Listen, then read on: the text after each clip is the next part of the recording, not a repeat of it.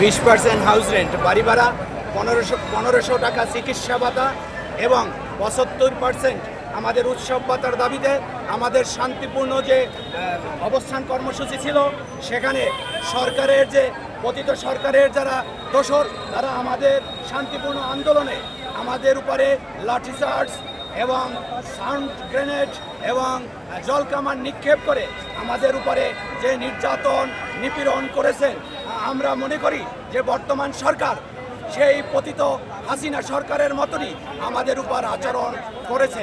আমরা এই বিমাতাসুলভ আচরণের তীব্র প্রতিবাদ এবং নিন্দা জানাই।